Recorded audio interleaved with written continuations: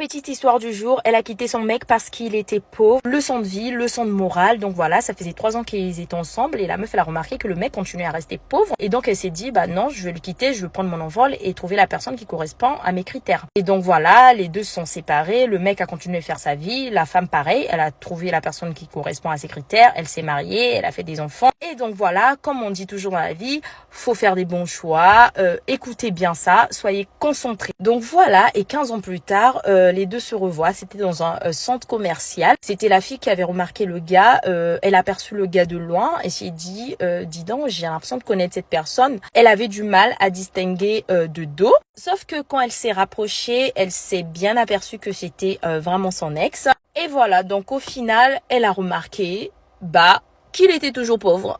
Et oui, vous vous attendez à quoi? À ce que je dise, ouais, finalement, le mec, il est devenu riche. Il n'y a pas question de karma. Écoutez-moi, les filles, quand vous remarquez que la personne avec qui vous êtes vous empêche d'évoluer, en fait, est un frein pour vous dans vos ambitions, dans vos projets, cette personne ne veut rien faire, veut se contenter du minimum et ne veut pas sortir, en gros, dans la merde, prenez les bonnes décisions, partez, faites votre vie. Et oui, arrêtez de voir des films où on dit ouais, la fille elle est partie parce qu'il était pauvre et au final le mec il est devenu riche comme par hasard au moment que tu pars il devient riche. On s'en fout. Donc voilà, ça c'est une histoire pour vous motiver. Si tu sens que la relation c'est vraiment terrible, tu sais que dans 10 ans tu vas rester au même carrefour et que à chaque fois tu vas faire le rond-point, tu vas faire de rond-point, il y a pas d'issue de secours, il y a pas d'issue de sortie, envole-toi ma chérie. Au bout d'un moment, nous sommes dans une vie où on mange pas l'amour ne suffit pas. Quand tu vois une personne n'a pas d'ambition, n'a pas de projet, n'a rien en fait, barre-toi. C'est bon, tu vas pas manger des arachides tous les jours quoi. Et en plus, t'es dans un monde, surtout en France, je sais pas si vous avez remarqué, tout est payant, même de l'air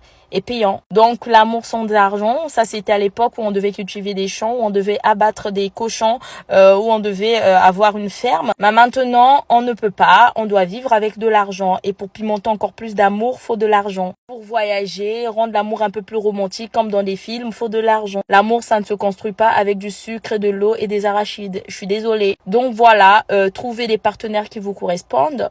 Attention, il y a une différence entre vraiment, il est pauvre parce que il n'arrive pas et que le mec c'est un battant, et il y a une différence, il est pauvre parce que voilà, il est pauvre, il veut rien faire quoi. Mais bon, dans tous les deux cas, vous vous en foutez. Regardez pas ça. Si tu sens que là-bas c'est trop coincé, ça sent pas bon, casse-toi et taille-toi. Il y a une époque, on nous a trop pris pour des mères, des femmes soumises qui devaient rester là à chérir les maris à gros ventre qui ne foutaient rien, donc voilà, qui nous ramenaient le minimum du pain qu'on avait à la boulangerie. Maintenant, on n'en veut plus. De toutes les façons, si Shakira se fait tromper, vaut mieux se faire tromper avec un riche. Pourquoi se faire tromper avec un pauvre? On préfère tous pleurer dans un yacht que dans un McDo, on est d'accord. Donc voilà mes chéris, bisous.